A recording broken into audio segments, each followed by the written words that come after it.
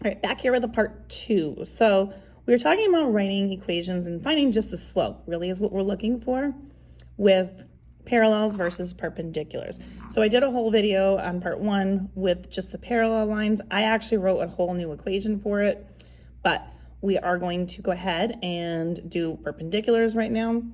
So we have y equals 3x plus 5.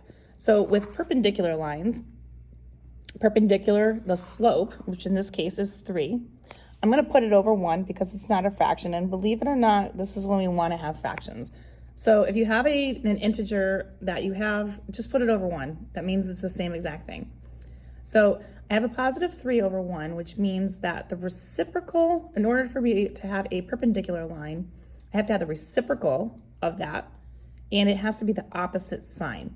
So this is a positive 3, which means my perpendicular line is going to have to be a negative because that was a positive, so that's opposite. And then reciprocal, instead of 3 over 1, reciprocal will be 1 over 3.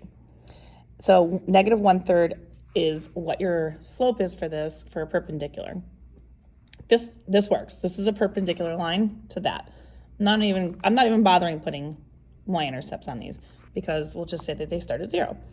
Looking at the next one, negative 1/2 is my slope. So if I want to do a perpendicular, my slope would have to be opposite that. So instead of a negative, it would be a positive. And then instead of 1 over 2, it would have to be 2 over 1. And then we put x after it. Again, I would typically just put 2. So I'm just going to go with y equals 2x, and that's totally fine. Again, we don't have to have a y-intercept for it. It doesn't really matter. Okay, this next question, I've already rearranged it right here. So you can see that that was the rearranged. Y equals negative 4x over 7/2. So following with our perpendicular equations, we have to have the opposite slope. So instead of it being negative like this one is, it's going to be a positive. So y equals, and it's negative 4. So I'm going to put that over 1 because it's not in a fraction form. So if I reciprocate 4 over 1, then I would get 1 over 4. And then we just throw an x after it. And again, you could put other numbers after the x for y-intercepts. It doesn't really matter. All these are still perpendicular. Okay, this is a no slope. So this is what the drawing looks like when it's a no slope. So this is negative 3. So this is just a sketch of what it would look like. So if I want a perpendicular, I have to have it going through the x-intercept, and in which case a perpendicular line to that would be not y equals a number, but x equals a number. So any number for x would work. This would be the reciprocal of a 0 slope is an undefined slope. So I'm just going to go with a positive 3 and call it a day.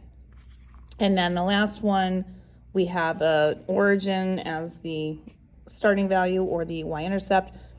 Perpendicular, this is negative, so my slope would be positive. And then this was 1 over 4, so reciprocal would be 4 over 1. Throw the x after it, or you could just say, in this case, y equals 4x. If you'd like more questions like this, you can find part 1 with the parallels and much more in my category of playlists. And YouTube, you want algebra, check them out under the parallel and perpendicular lines section.